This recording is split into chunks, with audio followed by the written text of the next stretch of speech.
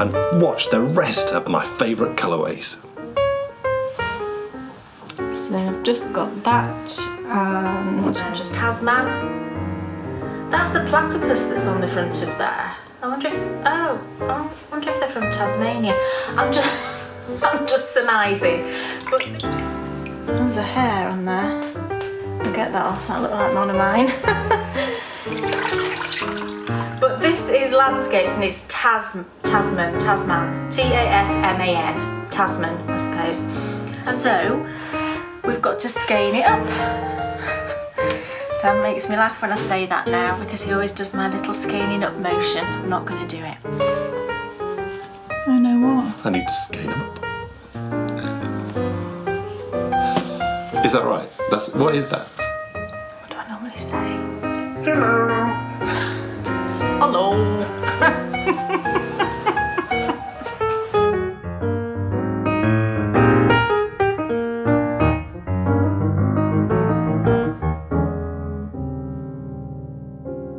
Welcome to the Bakery Bears video show featuring my favourite colourways. And today it's time for one of Kay's extra special colourways. It's now, I mean, crumbs. It's very special. Very special. Because it's a brand new favourite colourway, and it really is a favourite colourway. In fact, it's so brand new you were worried you hadn't written it down. No, I'd written it down, but I couldn't work it out. I couldn't quite work out what I meant. We've all done that, haven't we? This, you know, if you ever dye yarn, and if you're a yarn dyer out there, you'll know this, but you always think you're going to remember what you did, and you never do. And I didn't remember quite what I'd done, and I really didn't write it down very well, but it came out okay. Thank goodness. Well, you're going to find out later. That's the really exciting thing. And I couldn't remember what you called the other. Should we say what you? Because you're doing two different skeins, aren't you? You're doing two different bases. Two different bases. Yes. Now. Same colourway, two different bases. You have done that before, but you've never done. Never done what I'm going to be doing this time. And what is it? I dyed 2 skeins of just normal fingering weight and 2 skeins of mohair. To see, well, it's the mohair silk. You all know the base, don't you? The lace weight. I just thought it would be interesting to see the difference in how it dyes up. It's very different. It is, isn't it? Yeah. It's very exciting. It's a strange substance to dye on, I think. I've got to say it was entertaining watching its behaviour in water. Just on its own. It goes very strange. It does. It turns into like a carpet. I think it's because of all the little fibres. They just, when they get wet, they just kind of all do that, and it just turns into like this mat. So when you pour on the dye, I did pour it on this time, it just stays there. It doesn't disperse into the water. No. It's really strange. Neil, thank you all so much for your wonderful comments, and I've seen things all over the place. People loved the last walk in the moors. And I'm thrilled to say we have a Bites update. Oh, yes. Oh, Bites, yes. Yes, because... Well, they all got better, the ones that he got on the walk. They were very itchy, weren't they, those ones? Yes. Incredibly itchy, and you did really well and you didn't scratch them. Well, it's probably just lucky that they were where they were. They were mainly on his back. They got better, but then you got bitten, we think in the night, when you were asleep. Yes. Because it's been so hot lately that we've had the windows open, and, you know, that's a risk. You take a risk doing that. For the first time ever, the UK declared an extreme heat warning. It's actually still in place. It is still in place. Hence the reason why I've gone a bit Miami Vice today. The southwest, I think, is getting the worst of it at the moment, but just really, really hot. And our houses are just not equipped for it. We don't have air conditioning in this country. Or pools. Or swimming pools, or any of that. We had the windows open. Yeah. And we think, well, what do we think? It was the strangest thing. I don't know what it was. It's the strangest thing. He got bitten here on his wrist, and there was like 2 bites next to each other.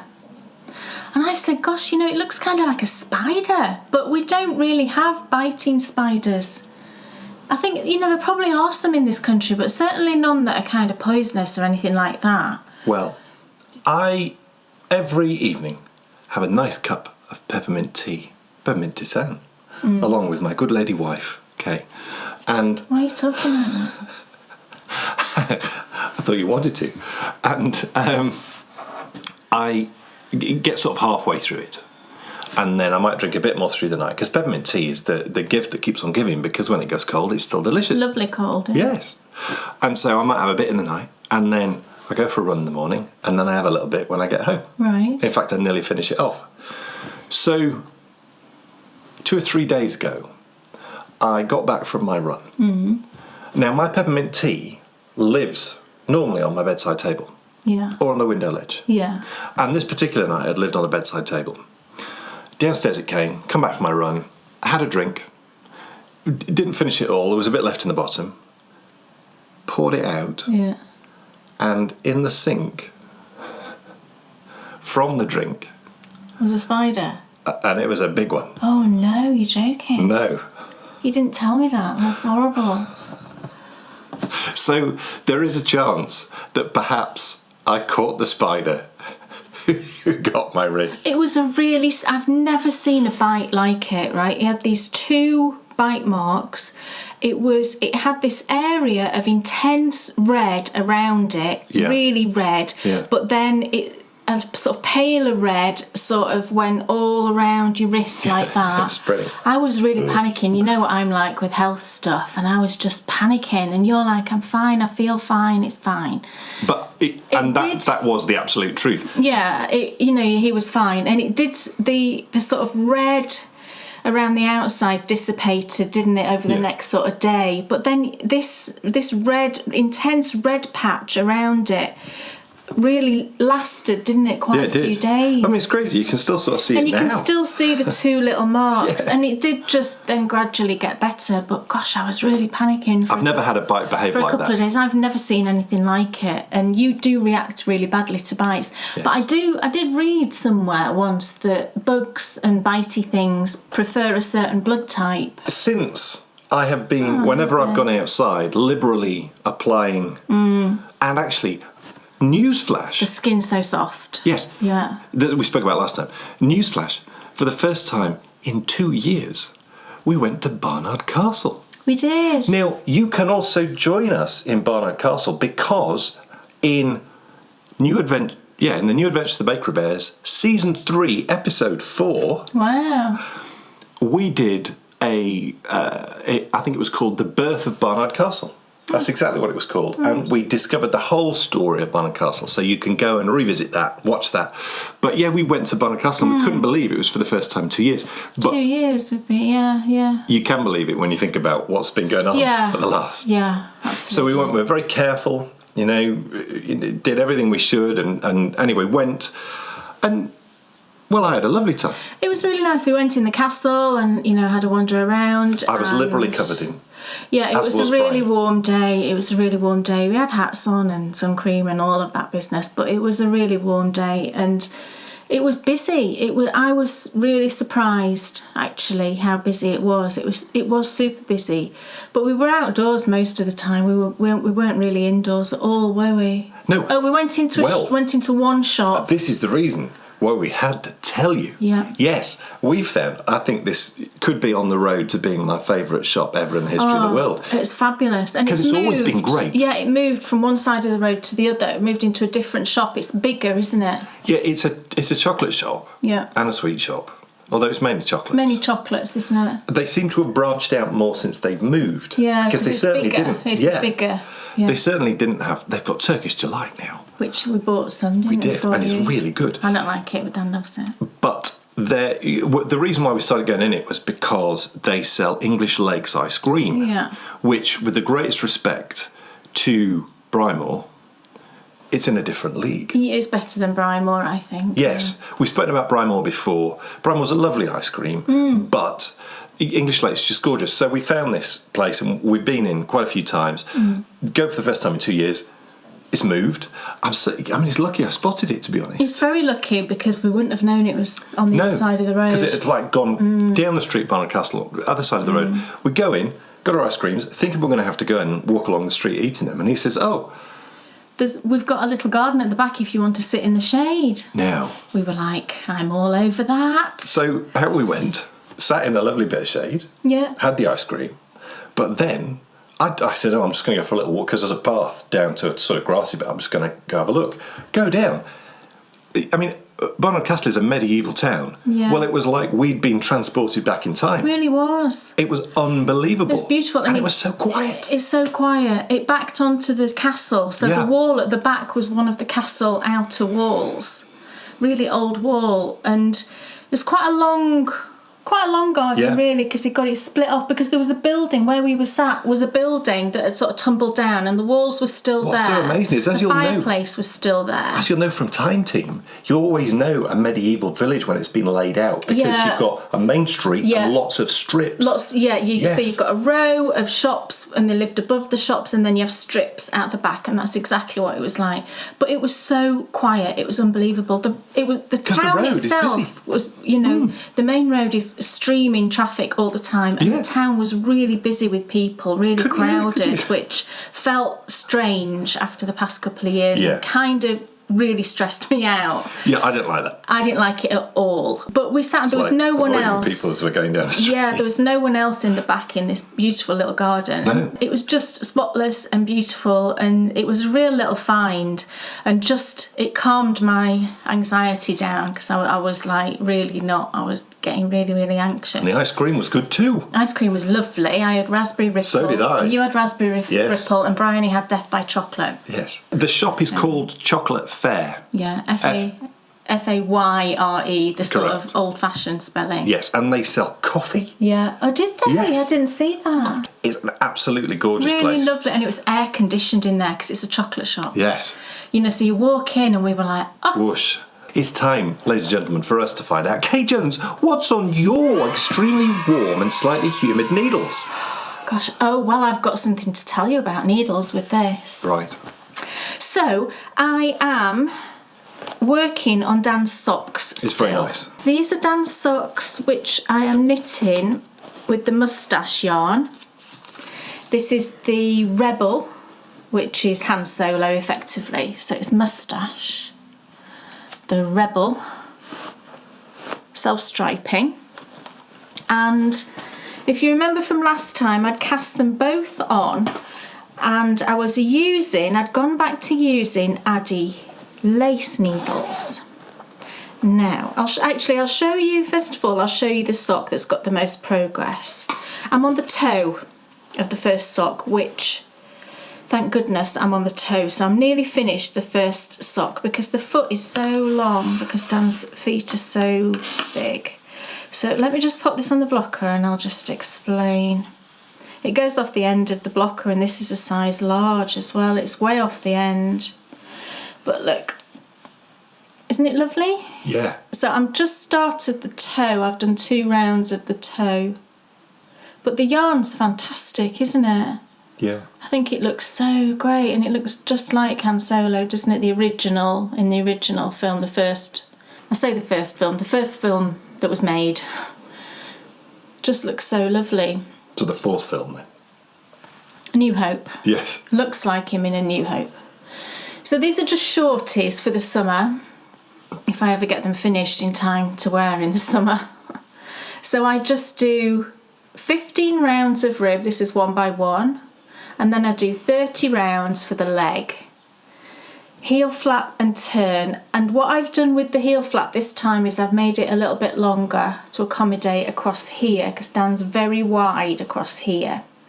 So instead of doing 36 rows, which I'd normally do for a 72 stitch sock, I've done 40 rows on the heel flap, and that just gives a little bit more room across there. I did a square turn. We'll just work my way down with the broken rib, which is 1 round plain knit, 1 round knit 3, purl 1. And I'm now working the toe, and I'm doing an umbrella toe. I'm just carrying on with the main colour yarn for the toe. I was going to do the contrast as well, but actually I've got loads of this yarn left, and I'd rather use this yarn. That contrast's perfect though on the heel. It is, it's great, isn't it? This yellow it's Cascade Heritage, and the colour's called Burnished Gold, and it really is. It's proper C3PO. And I just thought of C3PO when and I think it goes really nicely with all the other colours. Yeah. So I've just done that for the heel. because it does it doesn't disrupt the stripes, but it just makes this bit a little bit thinner over the gusset. You can see the repeat of it here, and it's a bit thicker than up here, but I think it's fine. I don't think it's a problem. It's perfect. Now, the needles. So I'm using 2.25mm for these, because Dan likes his socks a little bit sucky in.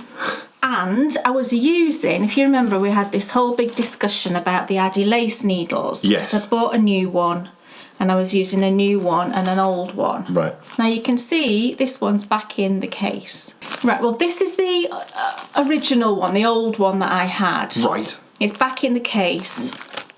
The new Addy is still on the second sock here, and you can see I haven't worked on this anymore. And normally when I'm working concurrently, I would have done that. The reason I haven't is that I discovered, after I spoke about them last time, I started to knit it again on this with the newer needle. Yeah. And after I've been knitting a while, and I think it's because my hands were a bit warmer, the needles started to smell really horrible. And you can only really notice it if you sort of rub them. Right. It's a really horrible metal smell. You know, if you get them warm and then smell them. Oh. And then my hands smell of it.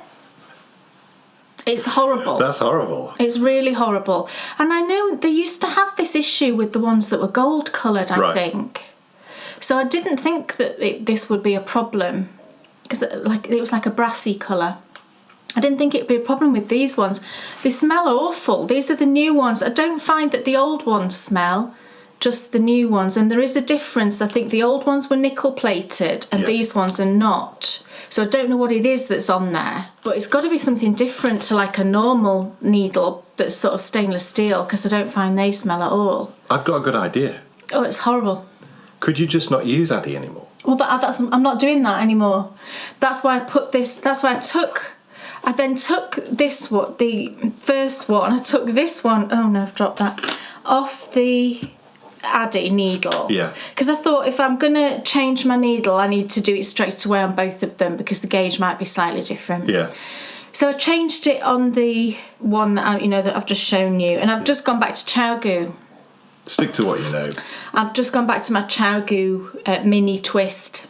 That's what I'm using. The thing is that looking at that, it's like chalk and cheese, the difference with and the other thing I noticed as well actually is I was getting a slight ladder. Right. With the Addy. And you're not now? No, I'm not now, because when I say a ladder, I don't mean a ladder. Well, I do mean a ladder. With the Addies, I was getting a ladder. With the Chowgoos, I never get a ladder, I just get a slightly tighter stitch. Now, I think what was happening with the Addies is I just got out of the habit of working with them, and I wasn't paying enough attention when I changed needles. Because the cable is stiffer, I think what happens is it kind of has a habit of when you change needles like that, it sort of pulls away. That back needle, the cord, pulls away quite substantially because it's got that memory. I think that's what was happening. So when that combined with these horribly smelly needles, it's really horrible. I don't know if anybody else has noticed this. They just smell so unpleasant, but it makes my hands smell as well. So I mean, what is it? What is causing that? It must be the coating. It's got to be some kind of coating. And they changed the coating because people are allergic to nickel. Right. So, swings and roundabouts, I suppose, isn't it? But it's not so bad if it's just the needles that smell, but then because it transfers onto your hands, it was just awful. So I stopped knitting this one, and I just thought I'm going to finish that first sock using Chowgoo, and then I'll go back to this, transfer it over and carry on. I suppose, and that's what I'm doing. Thankfully, thanks to there being choice and there being other ones. Yeah. It's just a shame though that effectively you're going to have to just... I know, and I could still use that original one. I'm happy to use the original one that's nickel plated and that doesn't smell at all. But what's the point if the others are perfect? Yeah, I know. I think I just like to have a change. And I said last time... So they're there for a change-up when you need them. Yeah, I think I said last time I was really enjoying knitting with them because it was different and it's a change, and I was really enjoying knitting with them, and I did. But when that happened, I was like, oh, can't be doing with this. Well, thank goodness you've got those originals. Yeah, I've got loads of the Chowgoo mini twists still, so that's what I'm doing. And the Addy Lace are there for a change it whenever you need it. Yeah, the old one. I won't use that new one. No. Unfortunately. So, yeah, I'm just going to pick up a needle that I like, carry on with it, and just chalk it up to experience, really. Yeah. These things are sent to testers, aren't they? Yes. Really, not that big of a thing in the grand scheme. But I'm just carrying on, nearly finished the first one, and then I'll just plug away with the second one. Hope it goes a bit quicker. They're just dragging a bit, and I don't like having stuff on the go. A pair of socks that long, really. I really wanted to get these done, so maybe I'll try and get them finished in the next couple of weeks. I should be able to do that. It's only one sock, isn't it? And I've already knit the little leg. So what's the difference between, I'm sorry to be such an idiot, but what's the difference between a broken ribbed sock and a ribbed sock? Well, with a ribbed sock, every round you're ribbing, aren't you? Every round. It's like the rib of a sock. Every round. In this case, every round would just be knit 3, purl 1. Right. A broken rib is 1 round of rib, 1 round plain knit. Right. So you're breaking up the rib. Just with 1 round of just plain 1 knitting. round, yeah. Right. I'll finish them though. Well, yeah, and then just don't do it anymore. And that's the end of that. I'll do another pair. It's just that I need a little bit of a break because it hadn't been that long since I'd done you a pair of broken rib, I think. You won't need to do another pair if you're thinking, I'll do one when you need them until those wear out. Right. Because you've got another pair, haven't you, of the same as these broken rib? Yes, I'm not sure. You might have 3 pairs now, actually. No, I have the perfect balance, especially by adding these into the mix. I've got the perfect balance of socks. Right. So the way to operate, probably moving forward, is if you want to, when one wears out, that's when I could do the replacement. Yeah. Or I'd appreciate and love a replacement. Yeah. Cool. So I just need to get them done. Dan Jones? Yes. What's on your needles? It's a new jumper. Oh, wow. It's time to meet... A new jumper? Yes. It's time to meet Alexander.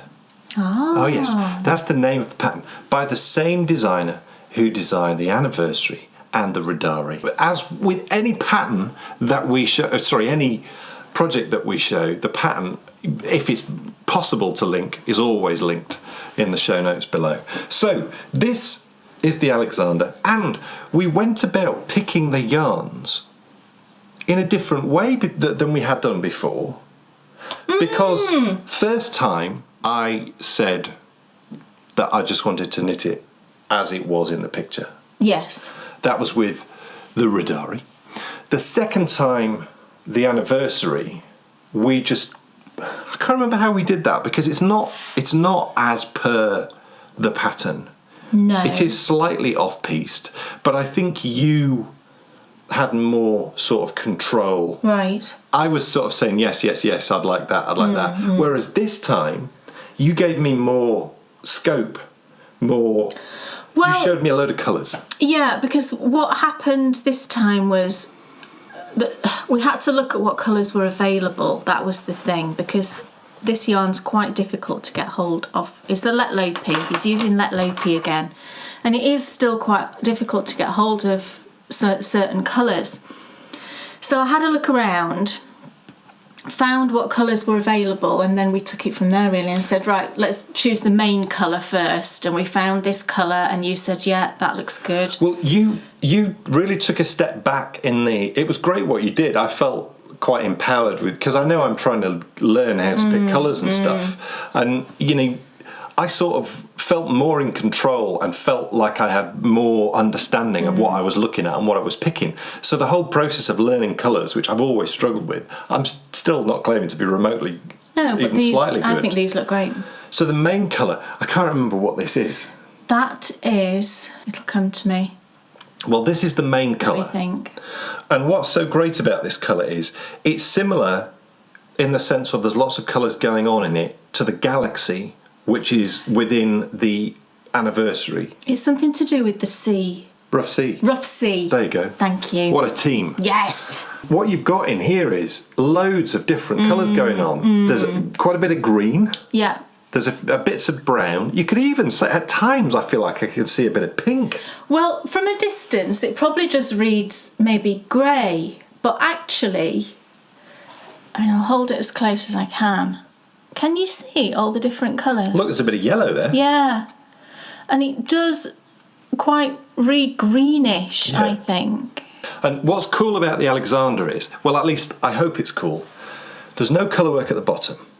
There's an additional band of colourwork at the top before you then go into the yoke. And it's the same on the sleeves. So you get up and then here you've got like a band of colourwork and then you get into the yoke. It's wider band of colourwork, isn't it? Yeah, it's like a pre-yoke bit of colourwork. It's like it's been shifted from the bottom to the top. And because it's been shifted up, she's enlarged it a bit. On the pattern, it's only 2 colour. But I thought, no, I want to do it in 3 colours. So the second colour, it's not too exciting. But it goes perfectly. It goes really well. That was a really hard colour to find. It really was. Because we actually wanted a shade lighter than that and couldn't find it anywhere. But I found this one and I said, well, I think it'll be okay. And I think this one's called Light Ash Feather. I think you're right. It's number 56. Let Lopi. So we've got this one and this one. What we then needed an accent. Yes. And there's like diamonds in the upper bit and the upper bit before you get into the yoke at the top. And there's like these little diamonds. So it's not massive, but it's enough. And I thought, this is an opportunity to be slightly bolder. Yeah, to inside the diamond, instead of just doing it this colour. Yeah. Pop in a really nice bright colour. Yes. And we've got this, which is beautiful. Just got one skein, that's all we'll need. And this one I think is Spring Green Heather. Yes. That's number 1406. So we think those 3 together, look. It's just going to be fun. Isn't that nice? Yeah. And it really is nice. They all contrast really nicely with each other, I think. But because the dark colour does have a lot of green in it, I think the green picks that up really nicely. So one of the big sort of elements of me wanting to become more self-contained with regards to my abilities to choose a project, pick the yarn, cast it on, knit it all and finish it off, choosing the colours is probably the thing that I needed to work at the most. And I've still got a long way to go, but I'm sort of happy, really, really happy with. I think it's going to be great. And you have cast it on? I absolutely have cast it on. Now, this has sort of highlighted a slight concern, but it's not a concern. I just might need to be selective in when I'm knitting on this, because with it being on the darker side, right, at night, it's a bit. So I get that, because the other bodies have been, it was the lovely sort of oatmeal-y one, and then it's bright. It's that greeny, not bright green. It's that dark green. Yeah. On the anniversary. So this is a little bit different. But I just wonder, actually, when I get into the plain knitting, it'll be better. Yeah, I think so too. Because at the moment you're looking for knits and pearls, aren't you? Yeah. The ribs. So I think it will be better just with your plain knits. So I have cast on exactly the same. I really feel like, and this is one of the reasons why I decided to stick with a Let Lopi. The sizing works perfectly. We know that 192 stitches on the body for you, is with 4.5. Well, no, this is the cast. This is the rib. You use 4 mil for the rib, 4.5 for the body. Yeah. So 4.5 on the body. It creates the perfect fit. And I don't know what you think when it comes to garments, but I think the fit is probably key. Yeah, absolutely. And Dan has finished the Ridari and it fits brilliantly well. We haven't shown it yet, but we will. And it fits perfectly, doesn't it? Yeah, I mean, it's great on. Really great. That to me feels like half the battle. Personally, I get really annoyed with flappy stuff. And the one thing I don't want is a jumper that's bulky. You like close fitting clothes, don't you? Yeah.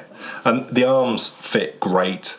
you know, the body fit's great, so I'm just copying. It's the other reason, coming back to what I was saying there a moment ago, with regards to what we saw with the Lopi, if the fit works, and if I like the feel, you know, e.g. how it feels, then I might as well stick with it. And the other thing as well that I just love about them, and I know not all of them are always available, but I just think the colours are so great. Colours are great, yeah, and I will regularly check now for stock levels, because when we see, you know, when I see a particular colour in stock, then I might just grab some for him for future projects. But then you've got to house it all, you've got to store it all, which I don't like keeping a massive stash of yarn really anymore. I just find it weighs me down. I much prefer a pared back stash that, you know, be more selective. But certainly with something like this, then if I do spot a colour that I think is lovely. The good stuff. Kay was hinting towards a pink instead of a green. Oh, they had a really bright pink, and I said, I didn't have the guts. Go on, get the pink. But didn't have the guts. Can't do it. I'm just not at that point yet. Yeah. I might get to that point, but not quite yet. Yeah, but I think it's going to look great with that green. So that's my brand new cast on, and I'm going to be going into great detail and talking at great length all about this new cast on in the next episode of The Self-Contained Knitter, which comes out next week. Yes. What else is on your needles? Well, this is actually two things I want to show you. Now, I've got my crochet blanket here, the moss stitch one. I'm just going to call it moss stitch, linen stitch. I'll probably alternate between what I call it. Now, this is the one that I started using the minis that I got for my birthday from a lovely friend, where I had 50 minis. Crazy. Now, I've opened them all now because we're way past 50 days after my birthday. So I have opened them all now. But the thing is, I haven't been working on this blanket for a little bit because I thought my crochet shoulder had returned. I get this dodgy right shoulder. However, I don't think it was the crochet this time, because I've still been getting this shoulder and I haven't crocheted for about 2-3 weeks now. But what I have been doing, and what I think I've worked out is the cause, is I've been knitting through the little mini socks, and I've only got 3 left to go, so I'm hoping next time I'll have those finished and I can show you.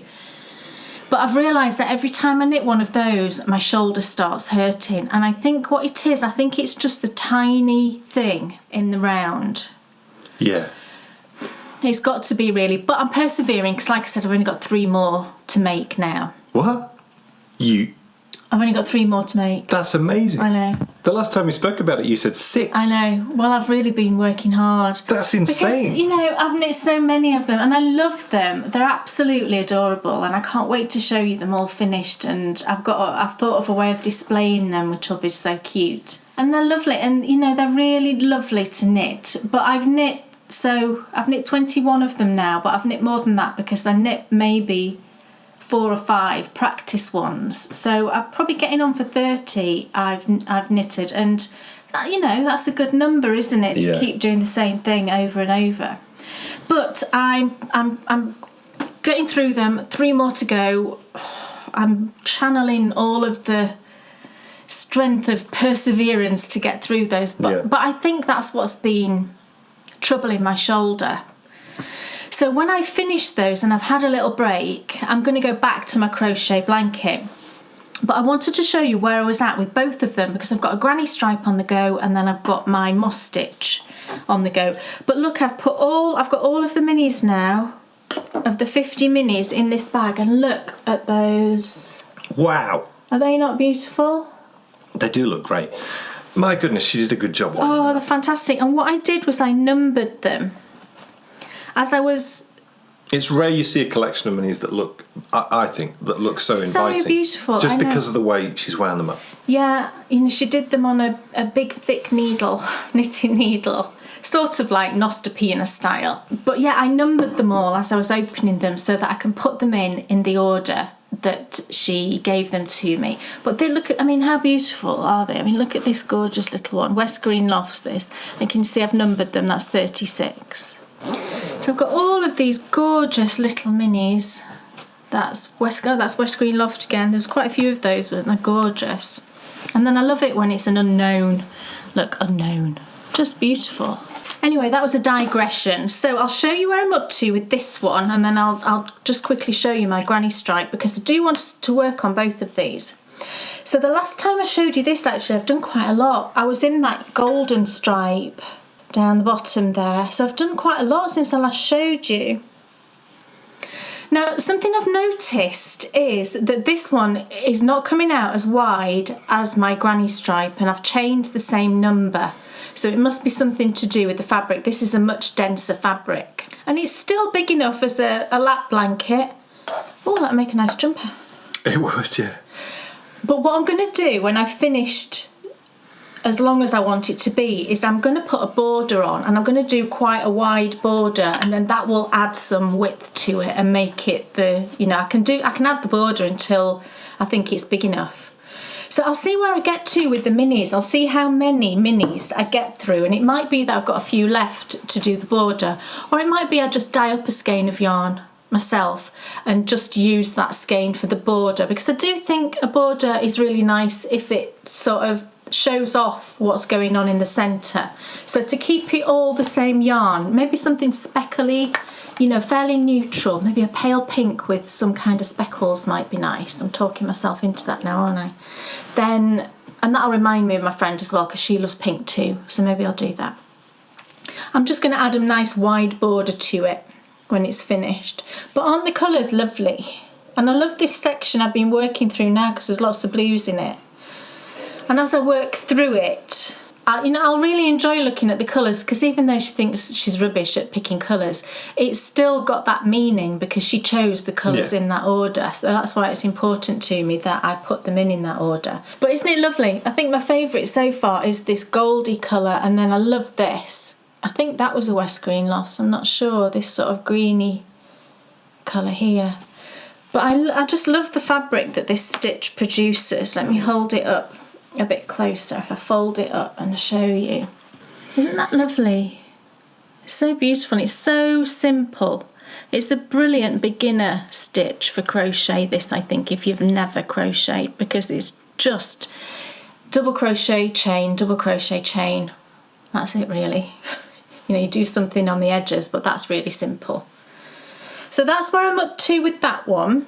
And this is being housed in, I made this bag donkeys years ago. I was looking for a bag that was big enough, which is a struggle when you've got all of those minis, but this one at the moment is perfect. And I made this one years ago. But then, oh, and I've got some lovely scissors in here. I got some scissors for my birthday. I don't know if anybody's ever had one of these pairs by Ernest Wright, and they're made in Sheffield, and I'm from Sheffield. I'm a Sheffield girl. And my sister got me these for my birthday, and look, aren't they beautiful? It's the Stork ones. They're stainless steel, Sheffield stainless steel, and they're just beautiful, and they're fantastically sharp. Oh, listen. Oh, it's a very satisfying sound, that, isn't it? These just are fantastic. So at the minute I'm just keeping them in the box because I want to just keep them nice. But I do feel like I want to just make a little case for them or something, because the box is quite big to carry around. But it all fits in there right now.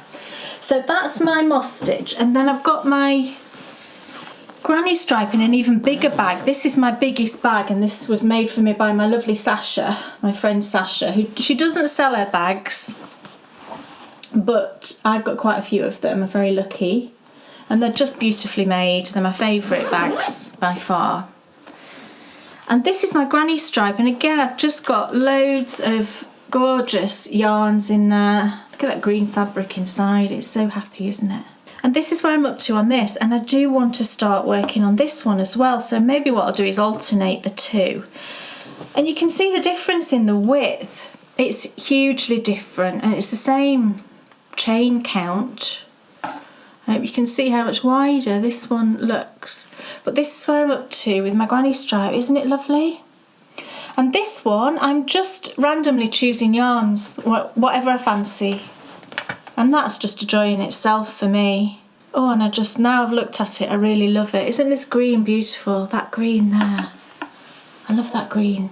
Oh, it's gorgeous. So that's where I'm up to with my granny stripe. And like I said, once I've finished my mini socks, and I've just let my shoulder have a little rest. I'm going to start doing my row a day again, and maybe I'll alternate between the 2 blankets. I think that might be nice. I've got a great idea. Yeah. If the weather keeps on the way it has been... Don't say that, please. Well, if for some reason it does, could we get a walk-in fridge? Gosh, it's so warm in this room now. I want to go and stand in a walk-in fridge. Oh, it's beyond ridiculous. Look, honestly. I think it's just terrible. And can I just tell you, I'll just say this and then I'm going to stop going on about it. But the worst thing for me about the summer, and I've got a friend who suffers the same way I do, is it's the noise of summer for me. It's because you have to have your windows open, don't you? Because it's so hot. Yeah. And it's just so noisy. You get, children playing, screaming and shouting. You get music blaring. You get garden tools like, hedge cutters and all of that business. You then get barbecues and all the smells of that. And you... Let me tell you, Kay, it's rare that you hear hedge cutters. It's regular that you hear jet washers. Jet washers is the sound of summer as well, absolutely. And jet washers and blowers. Yeah, leaf blowers. Yes. Look! I finished the sleeve. It's marvellous, and I really have as well. You see, the other sleeve I did was 122 rows, and it's the same weight and the same size needles. That looks great. So this is the anniversary. I mean, that's 121, and I think I'm going to stop there. Yeah. Yes. That looks about right to me. This is the anniversary. Looks great, this. And you made this up. No, I didn't. You modified it. I modified it, yes. Because the colour work... I love it. ...didn't fit. No, it didn't. So the colour work motif for the bottom on the size I was knitting didn't fit. And that's how it is in the pattern. So I thought, I can't have that. And for the different sizes of the patterns, so you had like a child's one, you had a boy child's one, you also had a girl child's one, you had a lady adult and a men's adult. And it was the men's adult that didn't fit. So I looked for a stitch count that did fit, and I think it was the girl's child, but there was bits going on. So I modified it down to just the squiggle, because on the yoke there is like a squiggle. So I just thought that'll work. I think it looks fantastic. And also as well, what I've done on the bottom of the jumper, which I haven't got, I'll show you next time, that also, it's like a triangle thing. So And it all sort of coordinates. Yeah. I think it looks beautiful. I've loved knitting this sleeve. It's been great fun. So I'm really looking forward. And that green is such a good colour for you. I love green. I really do. It's a great colour on you. Yeah. I do think if colours suit you, that lean into it. And I think I don't know if people out there tell me, but I think if a colour suits you, then you tend to like that colour. Would that be right? Not really, because you stay away from certain colours that you look great in. Yeah, I think that's more. It's not because I don't like the colour. It's because I've not got the confidence, I think. Well, because I do like the colours that. So wear them. That bright pink top, for example, I wore recently. I love the colour, but it took some bravery to wear it. But then you said it really suits me, so one done. I shall cast on the next one imminently, and that came off quite fast. So it did. It seemed to. I don't even remember you knitting that. No, which is good. So has that been Jack Bauer knitting? Yes. Oh, Jack. We shall cover this on our next pop show, which we'll tell you about later on in the world in today's show. But yeah, it's the lovely anniversary, same designer as the Alexander, another sleeve to do, and then we're into the colour work, which is going to be great fun because the colour work on the anniversary How much of the body have you done? Tremendous. Well, I've knitted the body up to the... Oh, you have? Yes. Wow. So the body's done. That's brilliant. Yeah. And the exciting bit is, now I'm only a sleeve away from... how do I normally work this? When do I normally cast on another one? Well, I can't remember. No, I don't normally have 3 jumpers on the go. No, it's You've got to finish this one before you cast on another one. That must be how I do it. You don't have 3. No, it's only 2. That's insane. That'd be bonkers, wouldn't it? What else is on your needles? Well, the last thing I've been working on this time is my twister hat. I started this a few weeks ago now, and I love it. It's really lovely, and I love how it's working up in this yarn. So the twister hat was one of my early platinum patterns, And I'm knitting another one with Hedgerow yarns. And this is a gorgeous colour called Mr. Fox. And we remembered afterwards that Mr. Fox in Beatrix Potter is actually Mr. Todd. I couldn't remember his name because I always call him Mr. Fox. But the colour is very autumnal, and you know, I'm channeling autumn and just so looking forward to it being cool enough to wear hats again and not baseball caps to keep the sun out of my eyes. So here's the lovely colour. Isn't it gorgeous? It is. It's beautiful. This colour really suits you as well, this burnt rusty orange. It's gorgeous. And look! It's amazing. Isn't it lovely? I love it. It's knitting up so nice. I do love Jane's yarns. Because this could have easily pulled, couldn't it? Yeah. With it being a variegated, and I don't think it's pulled at all. No. I think it's lovely. There's like little stripies going on every so often. Yeah, I mean, you do get little runs of the same colour, but not the pooling that I don't care for. No. Where you get the big lumps of colour, that's the pooling that I don't like. I think this is just gorgeous, and I think, oh, it's going to be lovely, look. Really nice. So I normally knit to about 8 inches, something like that, because I do like a little bit of slouch with a fingering weight hat. I don't like it to be really beanie size. I like a more relaxed sort of feel. So I think I knit it to about 8 inches, but I'll have to check on my other one and then just do the decreases. But this is the one where I did a mistake in the rib. I did too many twists. I did too many twists, but actually I really love it. So because it's the twister hat, there are lots of twisted stitches, but I think it just looks great. I love the fuzzy, you know, it looks like it's a bit, like your eyes have gone a bit weird looking at the stocking stitch because it looks a bit fuzzy because there's all those twisted stitches.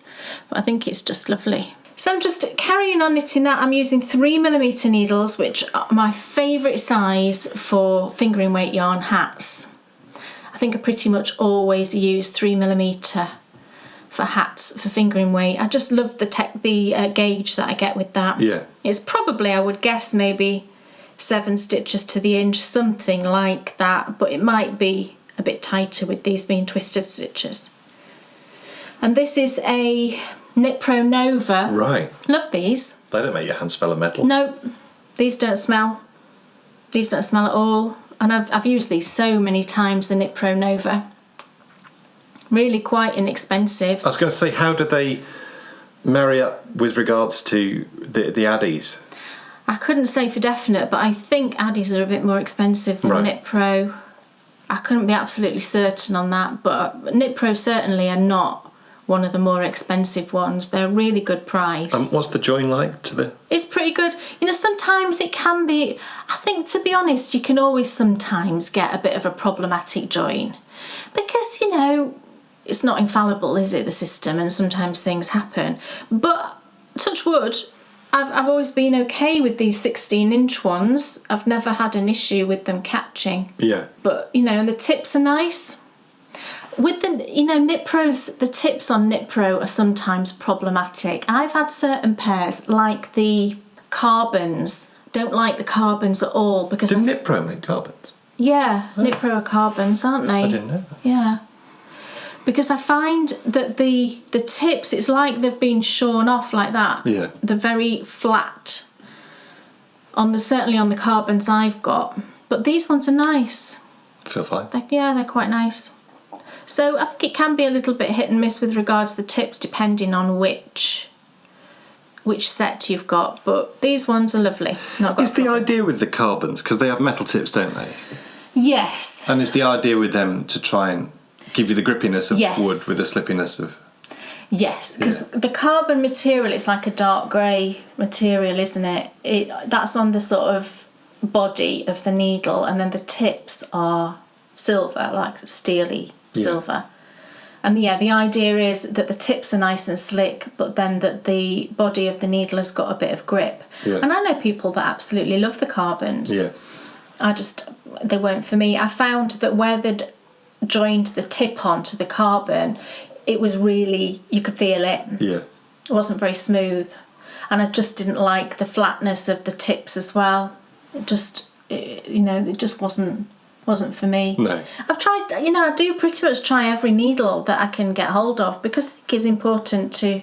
I think you find it fun, don't you? Yeah, I enjoy it. I do enjoy trying different tools because it can make the project that bit more pleasurable, can't it? Trying something new, trying a new needle. Yeah. But I always seem to go back to the same ones. So I always use Knit Pro Novas for my hats. I use the ChowGoo Mini Twist for socks.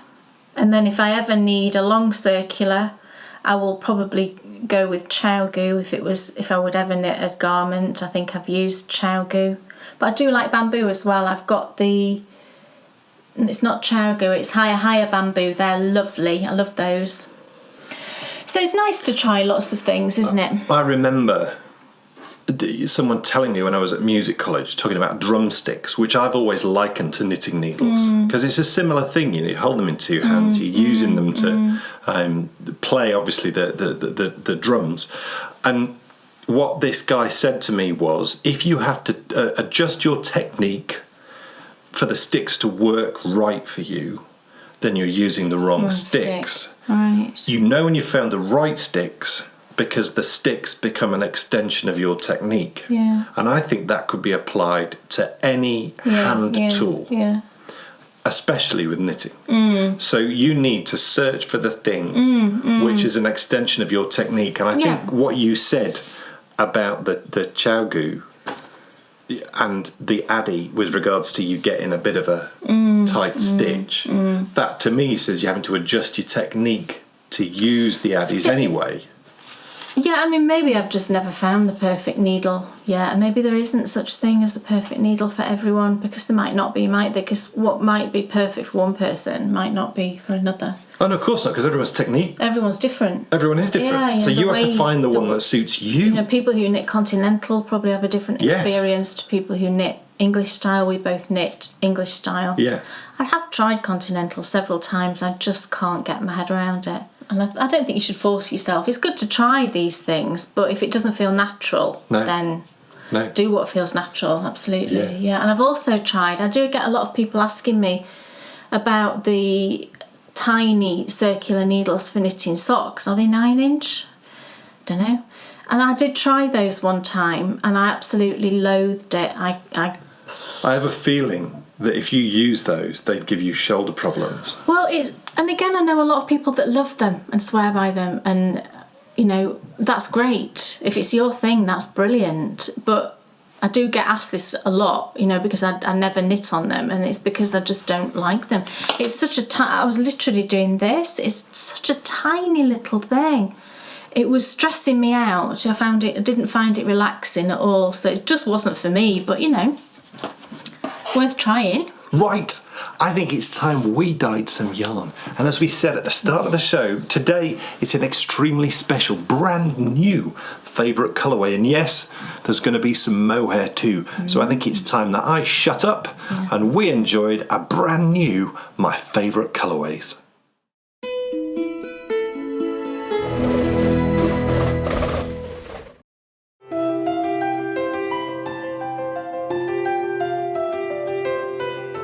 Over the last 6 years, I have created more colourways than I can remember.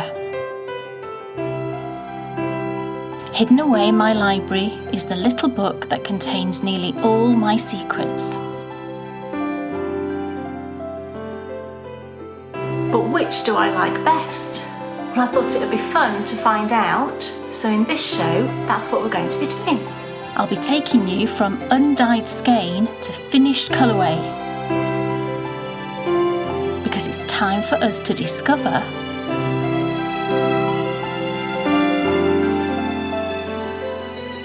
Welcome everyone to another My Favourite Colourways. Now today is a very special colourway because this is a colour that I dyed up fairly recently actually for a very specific and special project. I dyed up this colour because I wanted to re-knit my Prairie socks. My Prairie socks pattern came out, it must be about 4 years ago now, I think. And for a while I've wanted to re-knit them and refresh the pattern and knit a fresh pair in a colourway that more reflected what the socks were about.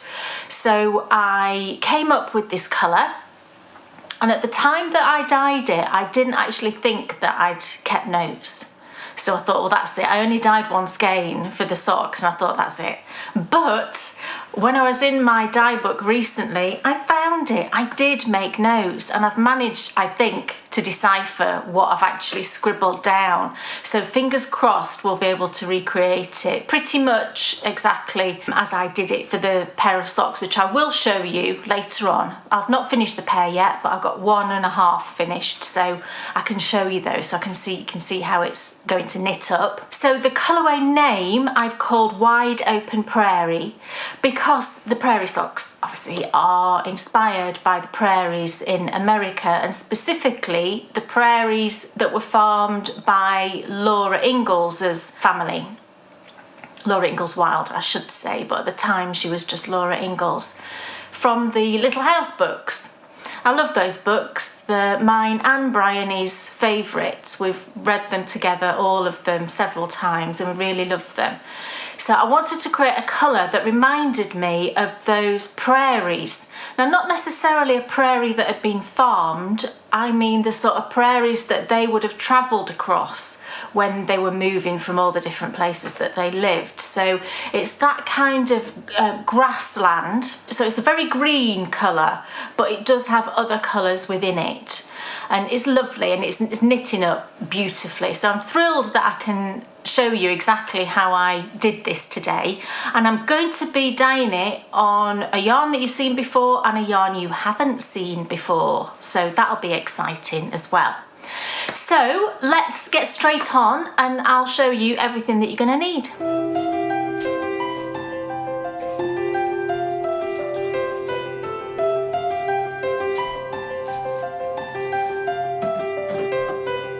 What are we going to need to dye up our lovely yarn? So first thing, as always, is the yarn. Now today we're going to be doing some fingering weight, but I'm also going to be doing something else that we've never done before, and I thought this would be a really interesting experiment. So first of all, I've got 2 skeins of fingering weight yarn, and I've put them on my usual little cable ties. Don't know why that goes out of my head. So looped over, we've got cable ties just to help us move them around in the pots. Now this base actually is slightly different to the one that I usually dye on. Supplies seem to be quite erratic at the moment, and being able to get them. Now because I only buy in small quantities these days, I don't buy in bulk any longer. I can't buy from the sort of wholesaler that I used to when I was dyeing yarn to sell, but I buy from a company which is called Yarn and Dyed, and you can buy smaller quantities. But they didn't have the base that I particularly like, but they had it in a high twist version. So this is an 80-20. I always struggle, don't I, adding to 100. This is an 80-20, but it's a high twist. So it's just a 2-plied yarn instead of the normal sort of 4-ply. And it's lovely and soft. So we'll see how that dyes up. I think that'll be lovely to see. It's a two-plied yarn, in case you don't know. It looks more like a rope. A 4-plied yarn is much rounder. But this looks lovely and it's beautifully soft. There's about 400 metres, I think, to a skein. So I've got 2 of those, and then I've also got 2 skeins of mohair. Now I thought it would be really fun to show you the difference in how mohair dyes up. I'm going to have them in pots side by side. I'm going to dye them exactly the same, and then you'll be able to see just how differently mohair dyes up. So I've got 2 skeins again here of the mohair silk lace weight, which is the base that most dyers use when they dye up on mohair silk. I think each one is 50 grams and it's about 400 metres. So it's sort of half, or I should say you get twice as much meterage for weight with the mohair. So I've got 2 of those. Now as you can see, it comes, what happens to mohair is it's like a mat. It sort of mats together because of all of the mohair fibres. It doesn't, it wants to clump together is what I want to say. And that happens even more when it goes in the water. When it gets wet, it just turns into like nothing on earth. It's like just this sort of felted matte looking sort of thing. So it really does not dye the same at all. However, we're going to do it exactly the same. We're going to do both pots the same, and let's just see what happens. And then what a lot of people like to do is hold them together. So fingering weight with the mohair, hold them together for, you could make lovely fluffy socks with them, or there's several sort of designs out there for wraps and shawls and things like that. So that's what we're going to do today with our yarn. What else are we going to need? Well, I've got my recipe book, thank goodness. Fingers crossed we can reproduce it as it looked the first time. I've got a mask, obviously, as always. Now I've got my measuring spoon that I always use, which is 1/8 of a teaspoon. I've got a brush, because we are going to do a bit of speckling. And then I've got a measuring jug. You're going to need a measuring jug this time. We've then got our mordant, which, as always for me, is citric acid. Gloves, rubber gloves I've got, some old tea towels, and then I've got my plastic bowl just for rinsing and soaking. And I've got 2 pots today because we're going to dye both together at the same time in separate pots. And these are stainless steel, only used for dyeing. You know, once you've used anything for dyeing, just use it for your dyeing. And then the dyes, of course. To create this colour, I've had to use all 3 of the brands that I use to dye with. I vary it, but I use Jacquard, I use Dharma, and I use Landscape. And to get the colour that I wanted, I've actually used colours from all 3 of those manufacturers. Now I'll describe the colour to you as best I can, so if you can't get the exact dye, then hopefully you'll be able to get something that's a good match with whatever dye brand is accessible to you. So first of all, the Dharma dye is Sour Apple. Does it have a number? 471. Sour Apple. Now this is a very, if you know a Granny Smith apple, it's that sort of green that's on the outside of a Granny Smith apple, a very fresh, zingy green. So that's the first one. We've then got another green, which is from Landscapes, and this is called Alfalfa. Now this is a very mossy green. I don't know if you can see the colour here, but it is I would say a mossy green. So we've got Alfalfa. We've then got another Landscape dye, and this one is Tasman. And this is a blue, but there's quite a lot of green in it. It's like a dark mint or a pale teal, I would say, or like a sea foamy sort of colour. It's that sort of greeny blue. So that's the Tasman. And then finally, my much beloved Jacquard Gold Ochre. Got to have some of that. I don't think we've had it for a while, have we? So Gold Ochre from Jacquard, and that is, as it sounds, is a very golden yellow. So that's our 4 dyes, and that's everything else we're going to need. So the first thing we need to do is soak our yarn.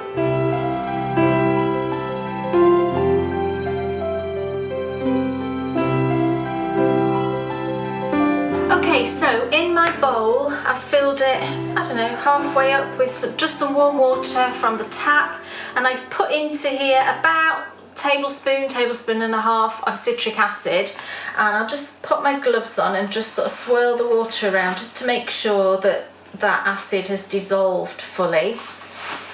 It probably has because it's warm water yet. I can't feel any sort of grains at the bottom there. And then we're going to pop our yarn in. Now there isn't any stellina in this yarn, so that's why I can soak it with the acid. It's totally fine. So I'm just going to grab the yarn. I usually pre-soak straight away. If I'm going to be dyeing, I'll get it in the water straight away, and then I'll sort of get everything else organised while it's having a soak. Give it a good, at least half an hour, I would say, but it doesn't matter if it's longer than that. So just push it down. It'll need a little encourage down because wool wants to resist water. That's the sort of natural property of it. So push it right underneath. And then just let that have a nice soak while you sort of prepare everything else ready for your dyeing.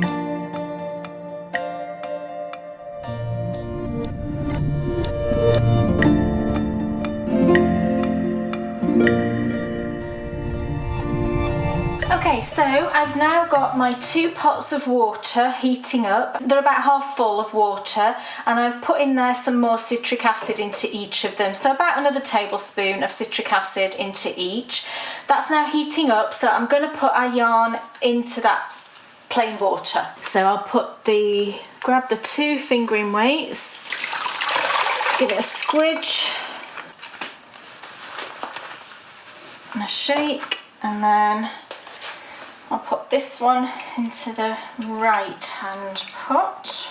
Just try and distribute your yarn as sort of unevenly as you can,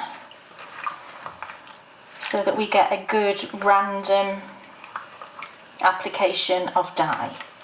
So that's the fingering weight, and then the mohair. You'll see as I pull this out, water slicks off this really easily.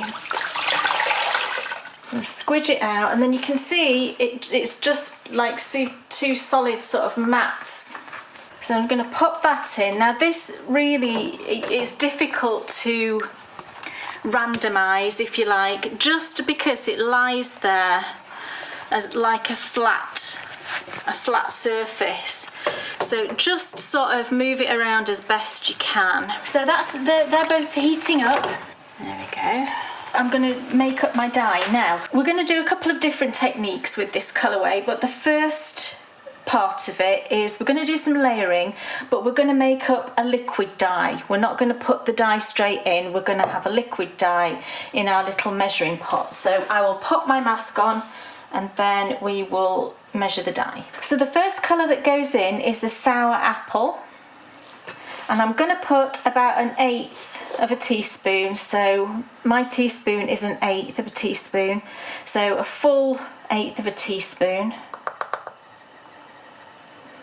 Get that into your pot, and always, if you're making up a liquid, always put the dye in first and then add the water, because otherwise you find that I find anyway that the dye sort of floats on the surface and it's much more difficult to amalgamate.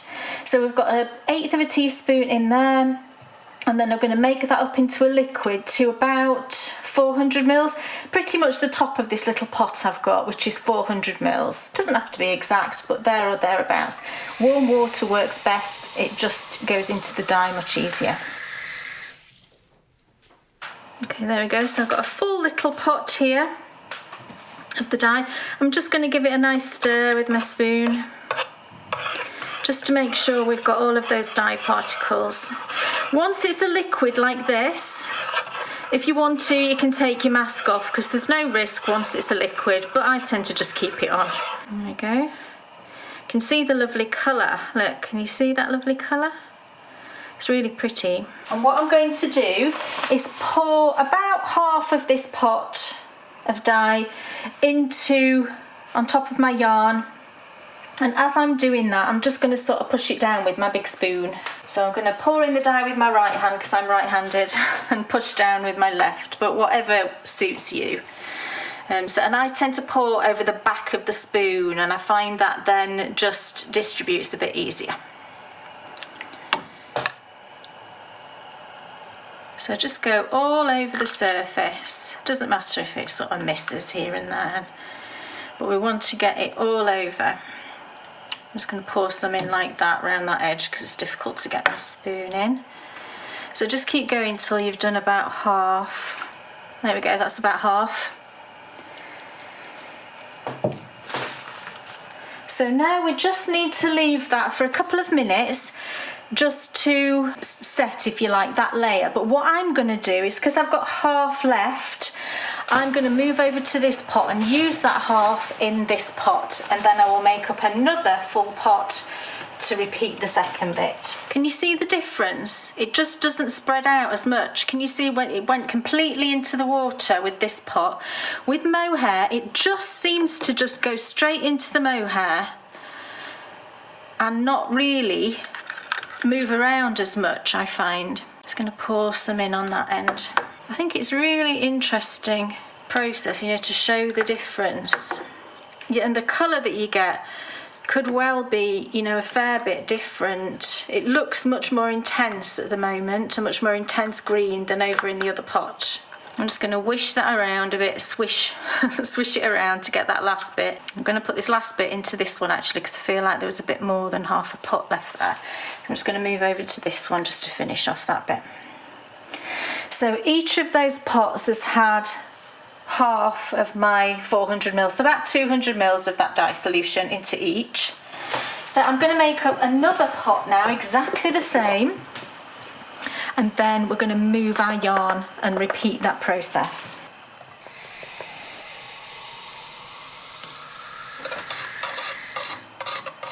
So I'm going to go back into this right hand pot and I'm going to move the yarn around because you can see what's happened is we've got a fair amount on the front here but really not a lot on the back. So I'm going to move it, and then the next application of dye I'm going to put half as much as I did before because we're going to move it twice. So it'll be like a quarter of my pot. Let's just do about, so yeah, I'm just going to eyeball it, you know, I'm not too fussed about this being really precise. Just want to get other bits of the yarn exposed to that green. That's about that, so that's about a quarter. So we will now do the same thing with the mohair, so let's have a look at this. So you can see there's hardly any dye in the pot at all there. It really just goes straight into the yarn. So I'm going to move this now. This is easy to move because it is really just like a solid lump that you've got. So just grab it and move and back down. And then the same thing, so I'll take this pot now down to halfway. That's about right. And now we're just going to do that one more time. So with this one, take it out and give it a little move.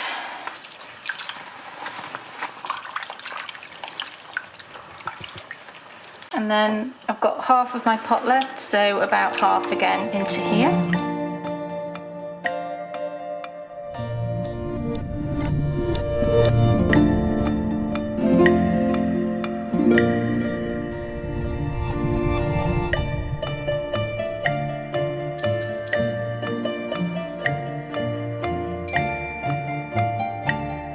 So that's the first colour in. I'm just going to give that literally a couple of minutes just to set that colour. This is a good demonstration in this pot because someone asked a question, I can't remember where it was, but they said that when they dyed their yarn up, they found that because they'd moved around their yarn a lot in the pot, it was very messy and found it difficult to sort of untangle it. That can happen, but what I do is I just find my cable tie in there.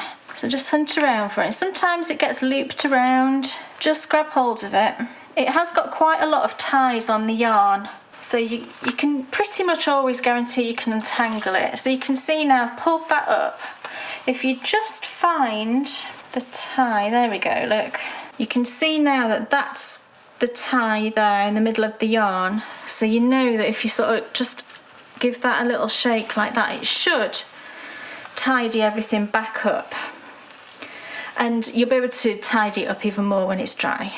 So I just saw from that colour is pretty much absorbed now. There's nothing really in the pot, and we've got a nice variegated green. We've got some really soft tones and some darker tones, which is lovely.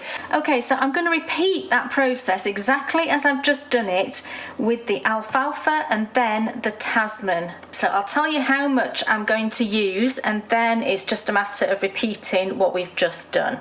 So first of all, it's the alfalfa. Now this, I find some of the landscape dyes aren't as intense of a colour as some of the other brands, and this alfalfa is not a very intense colour. So I'm going to put in 3 of my 1/8 of a teaspoon into my pot again.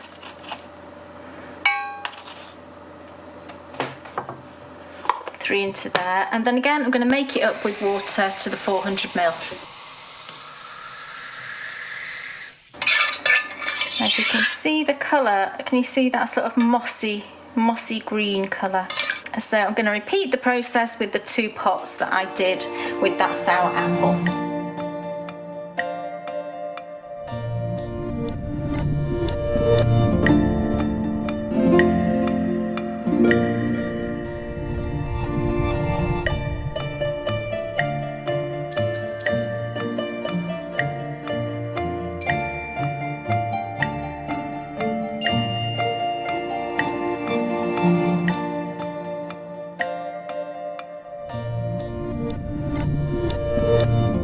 Okay, so we've done the alfalfa and I'm now going to repeat the process with the Tasman, but because we've been introducing a lot of water into the pot, you can see now that my pots are really full. So I'm going to remove some of that water before I carry on with the process. So, I mean, just have a look, and there's still a fair bit of green in there. There's hardly anything in the mohair, so I can do that one straight away. So I'm just going to get a different jug here. I've got this one kind of leaks, so I'm going to do this quick. I'm just going to remove some water, basically, enough to allow me to finish off adding the last colour. So there's about a pint there that I've taken out. And I'll just do the same with this one, but before I do, just to make it absorb that last bit of green, if we move it around, that'll help it. There we go, it's pretty much gone now. So I'm going to remove the same thing, about a pint of that water. So it's now ready for the Tasman, which is this lovely, like a sort of sea foamy blue, sort of a tealy, pale teal. And I'm going to put in about 4 of my 1/8 of a teaspoon.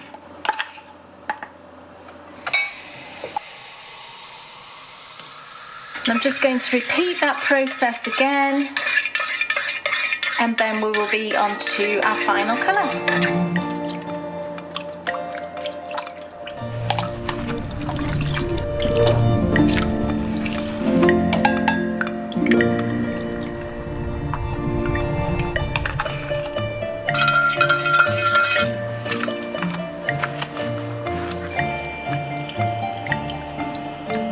Right, so that's all of the greens and the blues into our yarn. I'm now just going to let that come up to temperature. I've just sort of raised the temperature a little bit, and once it starts to simmer, then just give it a couple of minutes until all of the dye is absorbed into the yarn, and then we've got just one final colour, which is an entirely different process and much quicker, you'll be glad to know.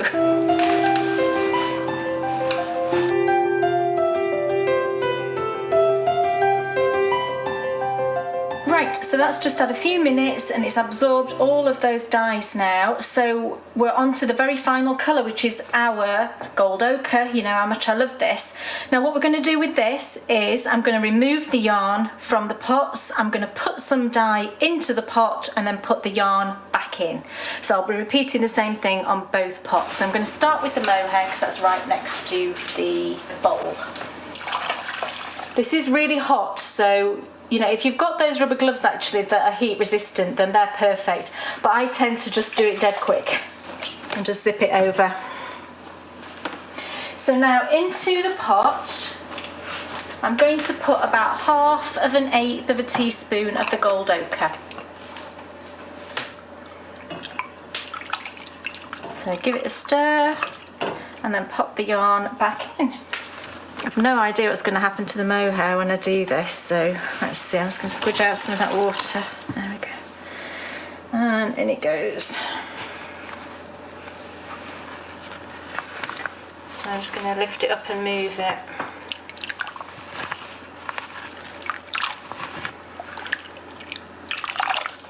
And then get my big spoon just to push it down into there. And then I'm going to do the same thing with the other pot.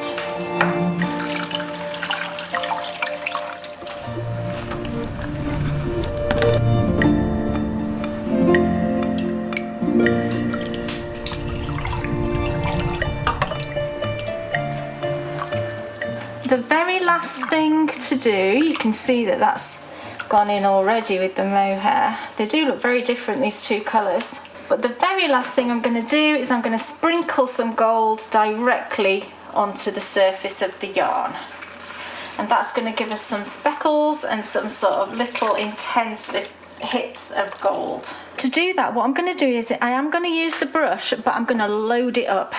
This is more, it is a speckling, but I want to get quite a lot in there. So just sort of scoop your brush in and really get it loaded up. It looks like pollen, doesn't it? And then I'm just going to quite liberally and do that, you know, a couple of times. We want to get some nice intense hits of colour in there. I'll go over to the other pot and do the same thing. And then when we've done both, just go in with your spoon, just push that down.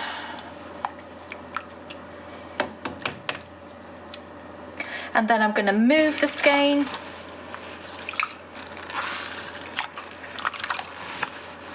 Let's do that once more.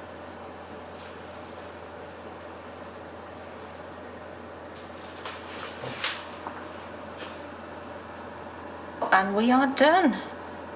So there we go, all done. I'm now just going to let that come to temperature again and give it a couple of minutes, and then it can go outside to cool down.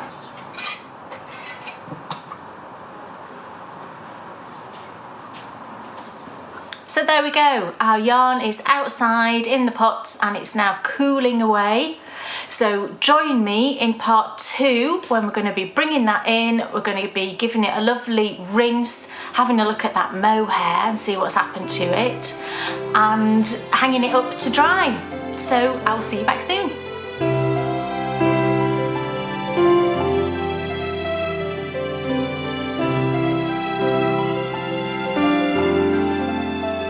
Well, look at that.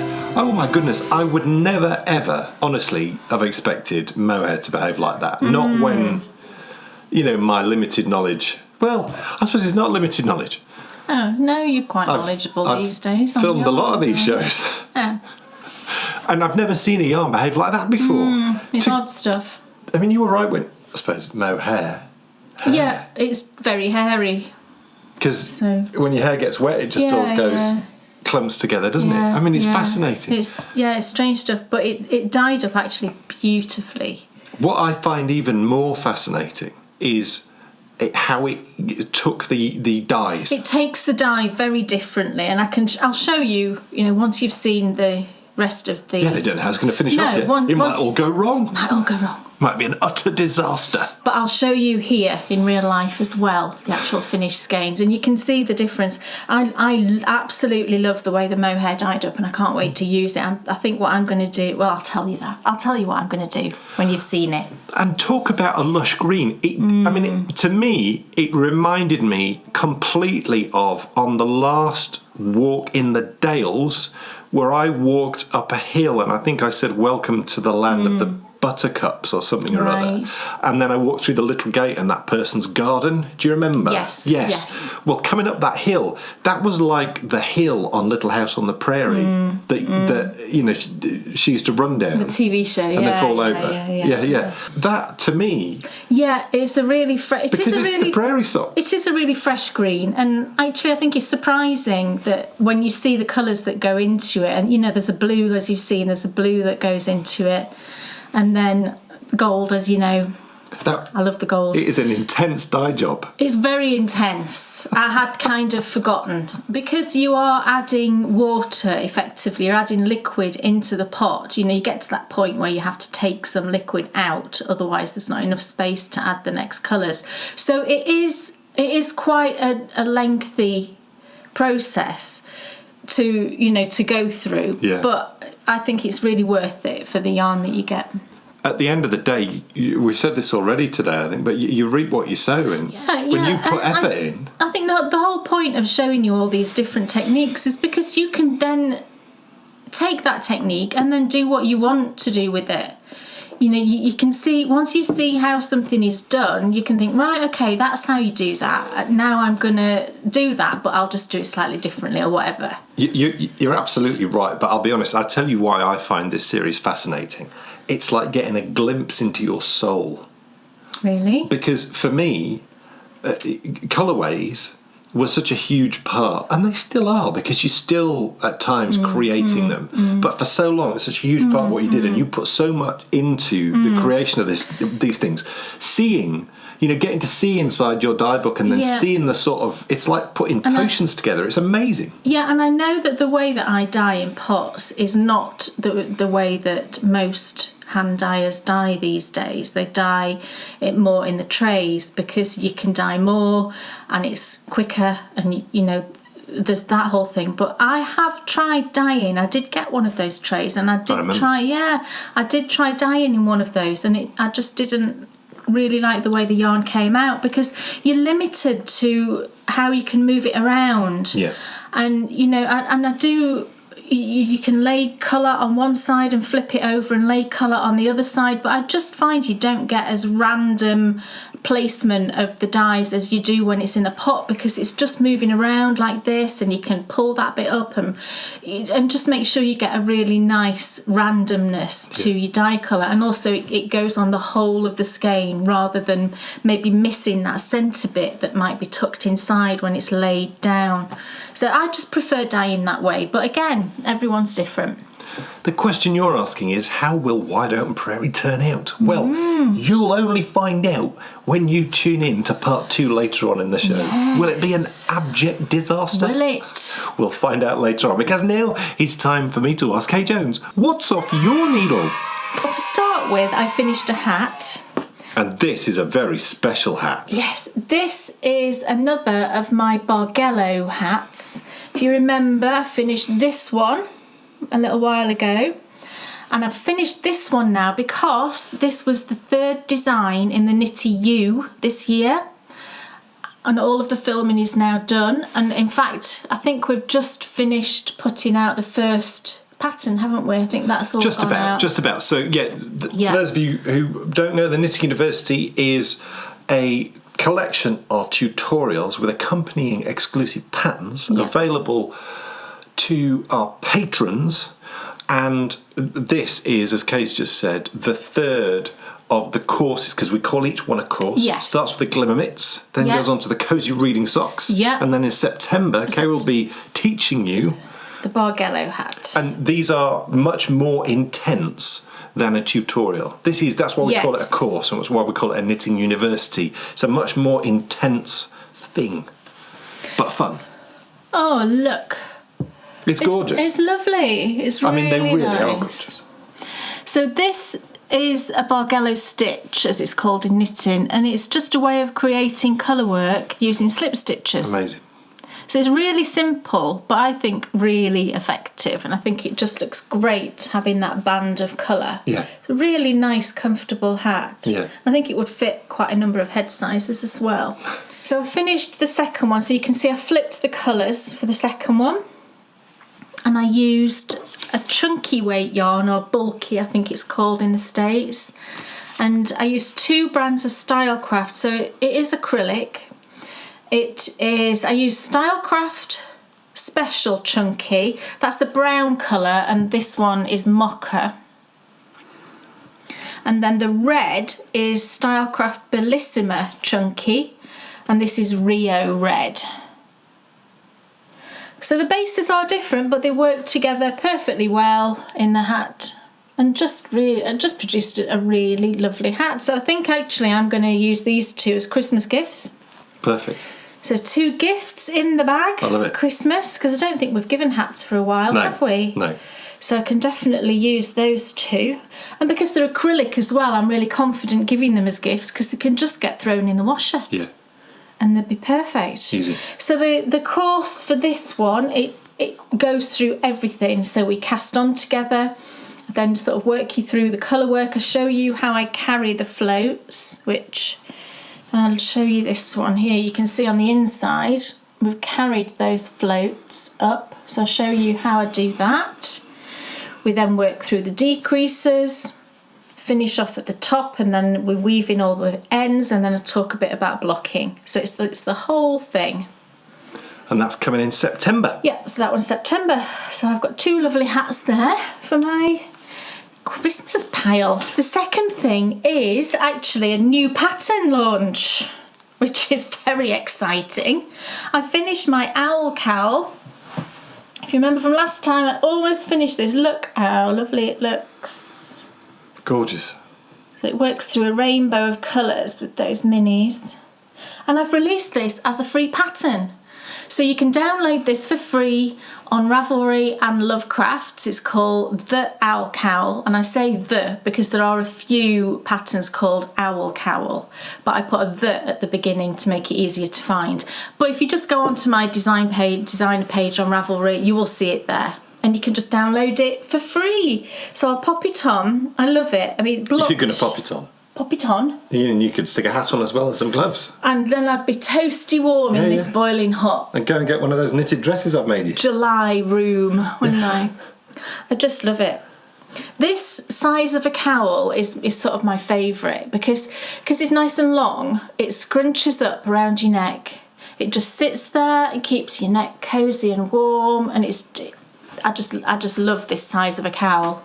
It's my absolute favourite. So I used the lovely sort of, what colour would you call this? Cinnamony sort of colour, isn't it?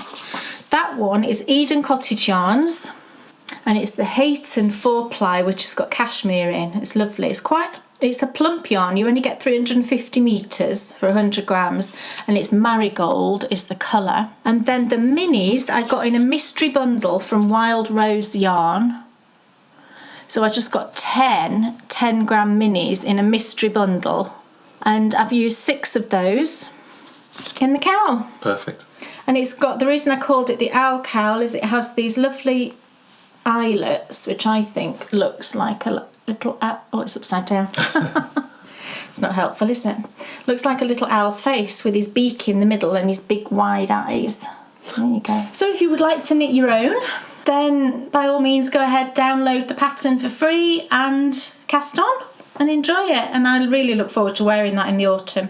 Can you remember a couple of episodes back I showed you the random mad purchase of some silk taffeta fabric with the plans of making a bag?